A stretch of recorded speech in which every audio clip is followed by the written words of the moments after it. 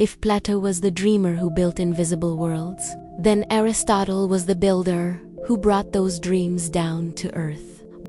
Born in 384 BCE in northern Greece, Aristotle didn't come from the political elite of Athens. His father was a royal physician, which meant young Aristotle grew up surrounded by medicine and science. From the beginning, he was curious about how things work. At just 17 years old, he traveled to Athens and joined Plato's academy. Imagine walking into the world's first university, studying under the greatest philosopher alive. For 20 years, Aristotle learned, debated, and grew. But he wasn't just a student. He began to see the world differently from his teacher. Plato taught that reality was beyond this world, the world of eternal forms. But Aristotle disagreed. He believed truth was right here, in the things we see, touch, and experience. If you want to understand the world, don't escape it. Study it. Observe it. Break it down. This shift changed everything.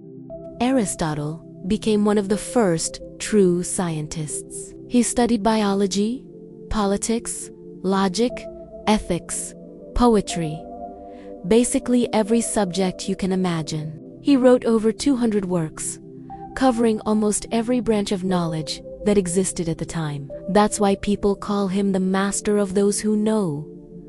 One of Aristotle's most powerful ideas was the concept of the golden mean. He said that virtue is found not in extremes, but in balance. For example, courage lies between cowardice and recklessness. Generosity lies between stinginess and waste. It's a simple but timeless idea. Live in balance and you live well. He also developed formal logic, the foundation of rational thinking. Every time you say, if A equals B and B equals C, then A equals C, you're thinking like Aristotle. His logical system influenced mathematics, science, and philosophy for over 2,000 years. But Aristotle wasn't just a thinker. He was also a teacher. And not just to anyone. At the age of 41, he became the tutor of a young prince named Alexander. Yes, Alexander the Great. Imagine being the mind that shaped the conqueror, who would build one of the largest empires in history. Later, Aristotle returned to Athens and founded his very own school, the Lyceum. Unlike Plato's academy, the Lyceum wasn't just about abstract debates. His students collected plants, dissected animals, studied governments, and wrote down their findings. It was research in action. Philosophy mixed with science. He believed knowledge should be systematic, organized, and tested.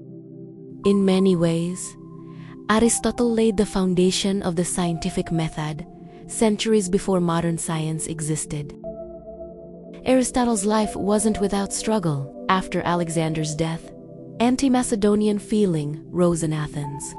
Aristotle was accused of impiety, the same charge that killed Socrates. But he refused to let history repeat itself. He fled, saying, "I will not allow the Athenians to sin twice against philosophy."